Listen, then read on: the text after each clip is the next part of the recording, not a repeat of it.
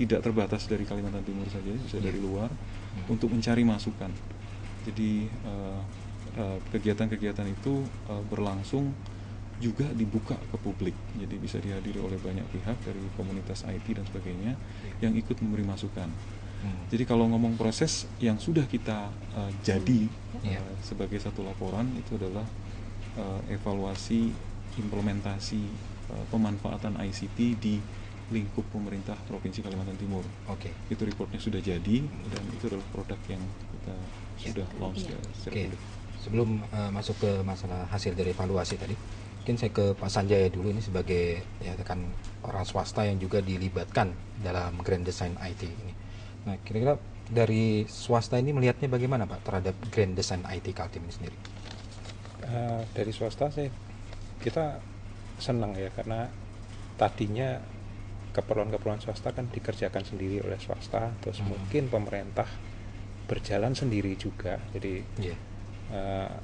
akhirnya kita bisa ketemu. Jadi keperluan swasta katakanlah untuk yang paling dasar sekarang perizinan itu yang mungkin harus ngantri, harus nunggu dan tidak tahu kapan selesai, mungkin dengan nanti terwujudnya segala yang diatur atau direncanakan dalam Grand Design ini semuanya bisa jadi cepat, jadi lebih baik, lebih transparan. Tentunya juga kita melihat kalau dari sisi tadi ICT ada yang belum tersebut, mungkin internet ya. Saya melihat sendiri dari tahun 96 itu sudah ada internet, dan pemerintah daerah dalam hal ini Pemprov Kaltim juga sudah mulai menggunakannya, bahkan banyak informasi yang ditayangkan melalui internet.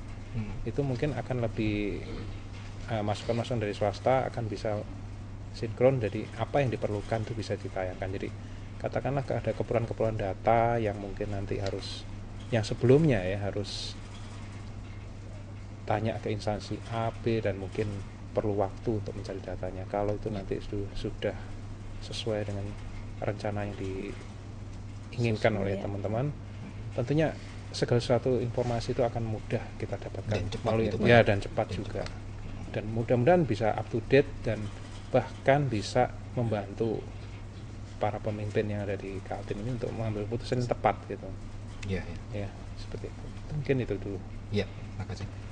Tadi dikatakan Pak Adrianto, Bu Tri ya, ada kita juga dari tim Grand Design katanya juga mengundang pakar-pakar ini, Bu. Kira-kira pakar yang apa nih Bu yang diundang ini? Cocoknya itu. Wah, itu prosesnya cukup panjang ya, dan banyak sebetulnya Mas Awang. Kita pernah mendatangkan dari pihak akademis juga Pak Eko Indrajit, kemudian Pak Ono Wipurbo juga pernah kita undang untuk diskusi bersama-sama bersama tim ini. Kemudian Pak Roy Suryo itu bahkan sudah beberapa kali ketemu dengan tim Grand Design.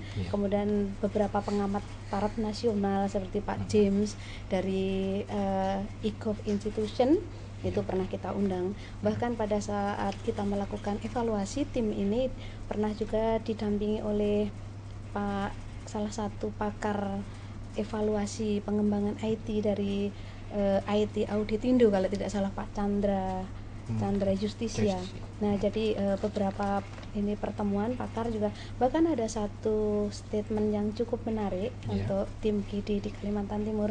Ini dilontarkan bukan hanya Pak Roy Suryo dan Pak Ono, Pak Jim juga mengatakan bahwa katanya di Kalimantan Timur ini satu-satunya kegiatan atau program pengembangan Grand Design yang benar-benar multi stakeholder, dan ini diinisiasi oleh pemerintah provinsi dan punya respon yang sangat bagus. Ini katanya suatu perkembangan, suatu wacana demokratis, suatu wacana transparansi yang cukup bagus, dan dikatakan oleh waktu itu oleh Pak Eko Indrajit juga termasuk Pak Roy, katanya ini mungkin bisa menjadi model, menjadi contoh di daerah lain ya.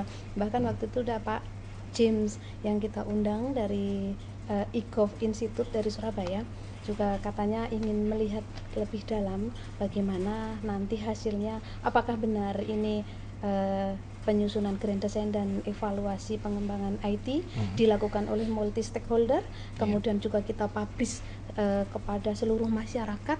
Prosesnya benar-benar kita uji publik dan kita usahakan partisipatif. Apa memang ini nanti akan diperbandingkan oleh e-gov institution, hasilnya memang benar lebih baik dan sesuai dengan harapan atau tidak. Oke. Nah, tadi juga kan ada pastinya dari swasta gitu, dilibatkan dalam hal ini juga Pak. Yang maksud saya, kalau internet tadi ya pasti ada provider gitu ya. Kemudian juga penalasan jasa telekomunikasi ya, seperti Telkomsel semua itu gimana itu?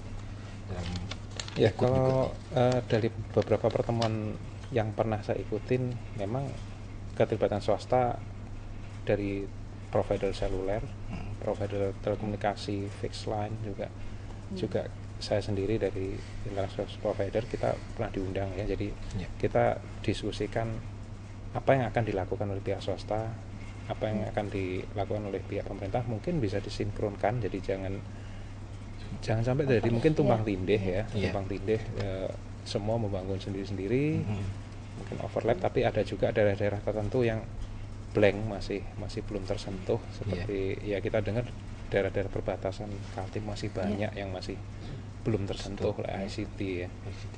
Iya. Oke. Nah, tadi kembali ke Pak Adrianto ya, setelah tadi katanya kita ada undang pakar segala macam untuk memberi masukan, kemudian apa sih yang tadi katakan hasil evaluasinya apa ya, yang dievaluasi apa dulu ini? Evaluasi. Jadi tahun 2006 Bu ya, Putri ya. Jadi waktu itu kita sempat melakukan satu evaluasi yang melibatkan cukup banyak pihak sebenarnya, sampai kita mengerahkan teman-teman dari dunia pendidikan yang juga kita terlibat. Jadi waktu itu tugas utamanya adalah melakukan evaluasi terhadap implementasi ICT di lingkup pemerintah Provinsi Kalimantan Timur. Jadi yang kita lihat pada saat itu adalah paling tidak ada lima aspek. Yaitu aspek pertama adalah software, kemudian hardware, brainware, policy dan regulation, serta terakhir kesiapan menghadapi e-gov. Nah, 5 aspek ini kita anggap sebagai satu kesatuan pilar utama dalam membangun satu organisasi yang solid dan kuat di dalam menggunakan ICT untuk mensupport pekerjaan-pekerjaannya.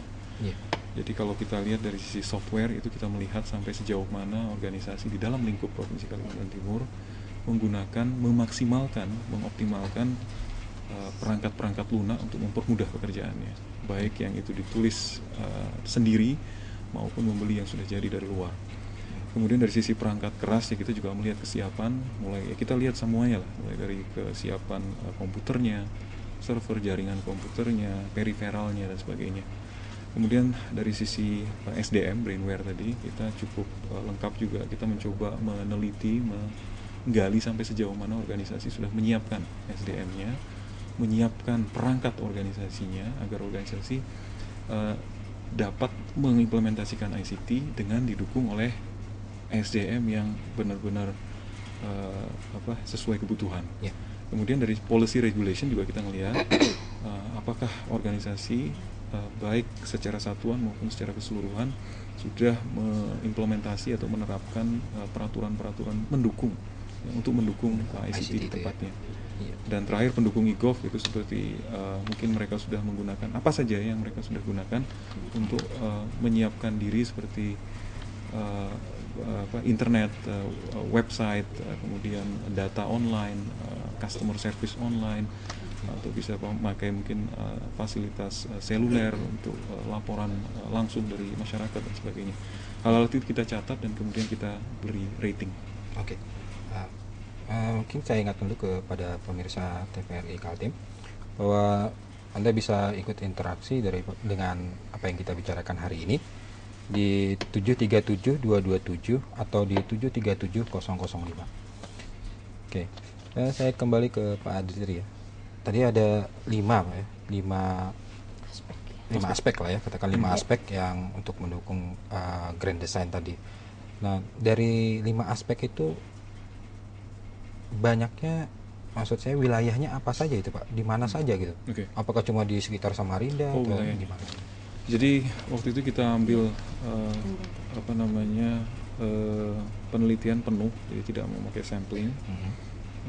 untuk seluruh dinas dan apa tuh namanya kesatuan SKPD satuan apa tuh namanya kira-kira ya SKPD saya Satuan Kerja